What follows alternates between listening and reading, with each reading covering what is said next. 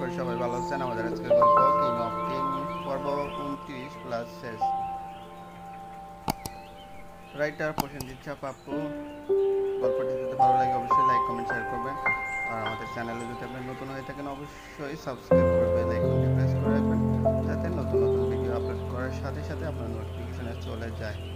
তাহলে চলুন গল্পে ফিরে যাই। আকাশ অন্ধকারে অস্পষ্ট দেখতে পায় যে কেউ তার দিকেই এগিয়ে আছে।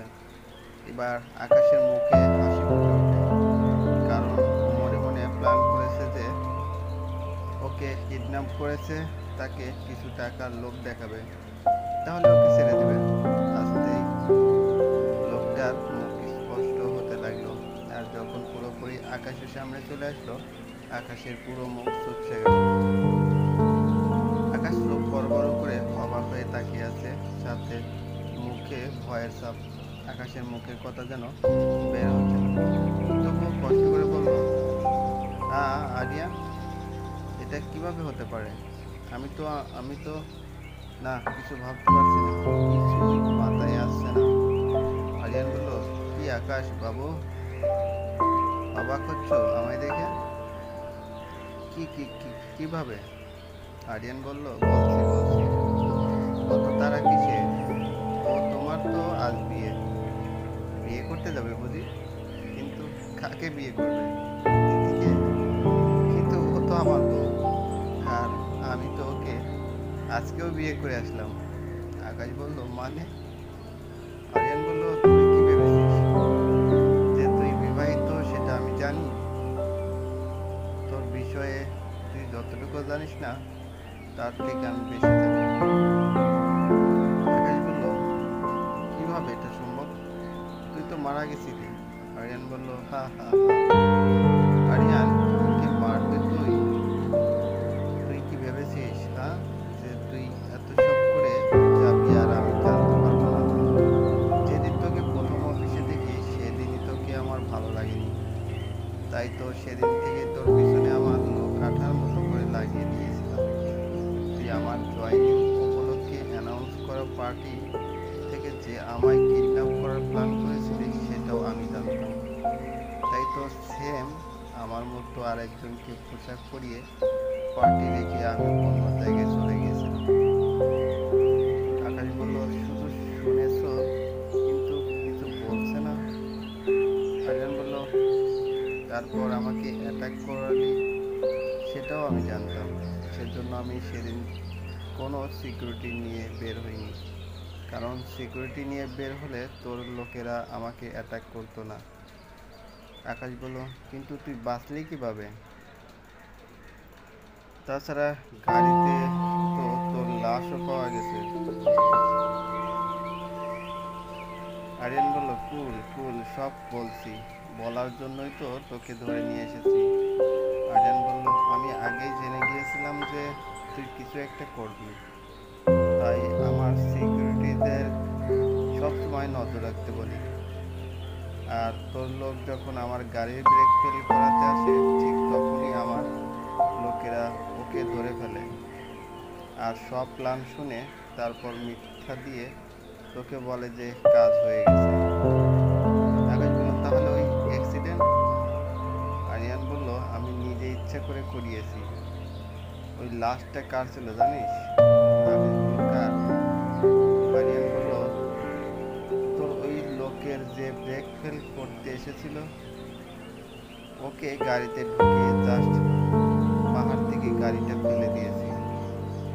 আকাশ বলল, সব যখন আগে থেকে জানতি তখন আগেই মেরে ফেললি না কেন?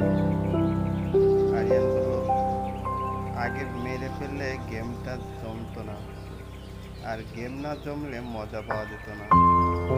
আকাশ বলল, কিন্তু আমাকে তো পুলিশ ধরে নিয়ে গেছিল, তাহলে আমি এখানে এলাম কি করে? আরিয়ান বলল, শুধু 50 লক্ষ টাকা ধরিয়ে দিয়েছি, বাকিটা আর বলতে হবে না নিশ্চয়ই। আকাশ বলল, হা হা হা। আকাশ খুব জোরে হেসে ওঠে। আকাশ বলল, ইন্টেলিজেন্ট, ভেরি ইন্টেলিজেন্ট। তুই গেমটা জিতে গেছিস, বাট কি জানিস তো আমি হারিনি। হা হা হা। তোর পুরো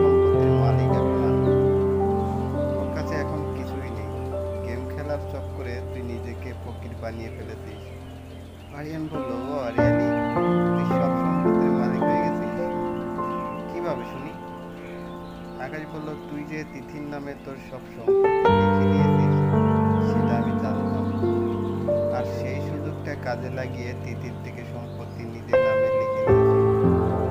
আরিয়ান বলল, হা হা হা। আকাশ বলল, হাসছিস কেন? পাগল হয়ে গেছিস নাকি?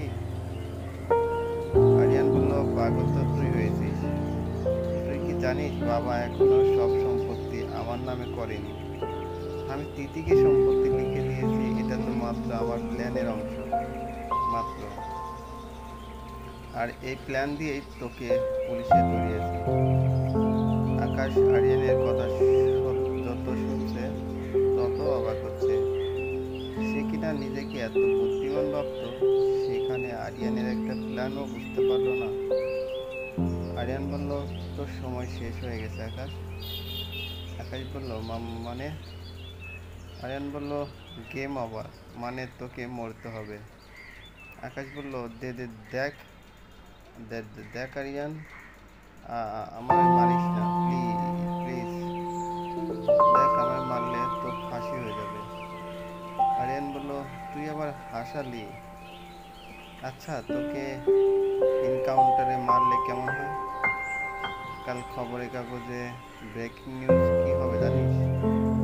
আরিয়ান গ্রুপ অফ ইন্ডাস্ট্রিজকে জালিয়াতি করে বিক্রি করতে গিয়ে ধরা পড়া আকাশ পুলিশের কাছ থেকে পালায়। পুলিশ তাকে থামতে বললেও সে যখন থামে না তখন পুলিশ গুলি করতে বাধ্য হয়, আর কয়েকটা গুলি সোজা বুকে গিয়ে লাগে। আকাশ বলল, না প্লিজ। আরিয়ান বলল, এই কদিনে নিজেকে রাজা ভাবতে শুরু করেছিলি তাই না? তবে মরার আগে শুনে নে, দেশে যতগুলো কিং আছে সবার কিং আমি। I am king of kings. এই বলে নিজের কাছ থেকে গান বের করে আকাশের বুকে গুলি চালিয়ে দেয়। তারপর সিকিউরিটিদের ডেকে বলে যে লাশটা পুলিশকে দিয়ে আসতে, আর সাথে কিছু টাকা দিয়ে আসতে। এবার যে তাকে নিজের কুইন এর কাছে যেতে হবে। রাত 1টা। আরিয়ান বাসর ঘরে ঢুকে দেখে তিথি বসে থেকেই ঘুমিয়ে গেছে।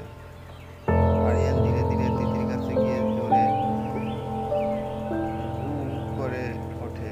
তিথি তো বেচারির শব্দ ভূত ভূত বলে চিৎকার করতে থাকে, আর তা দেখে আরিয়ান করে হেসে দেয়। তিথি আরিয়ানকে দেখে তার বুকে ঝাঁপিয়ে পড়ে আর কান্না করতে থাকে। তিথি বলে, কোথায় চলে গিয়েছিলেন আমাকে রেখে ছেড়ে? আমার কত কষ্ট হয়েছে জানেন?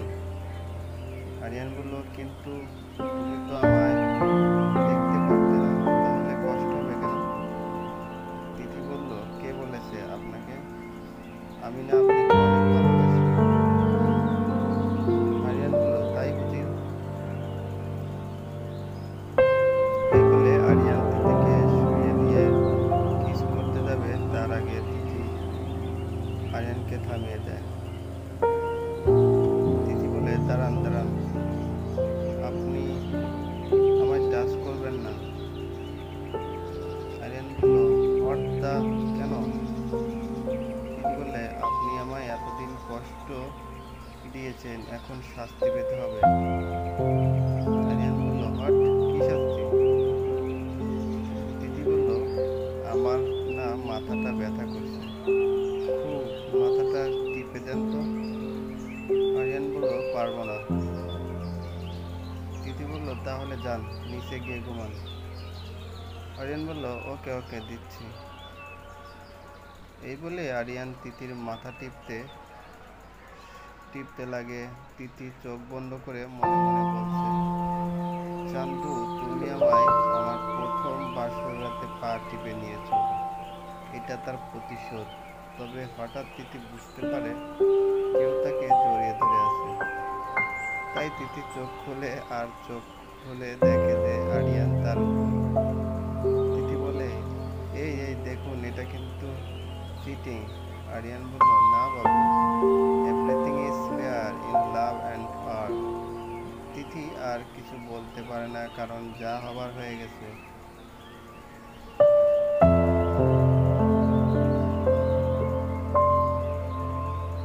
পরের দিন সবাই টিভি দেখছে, হঠাৎ খবর আসে ইনকাউন্টারে নিহত আকাশ। সবাই শুনে অবাক।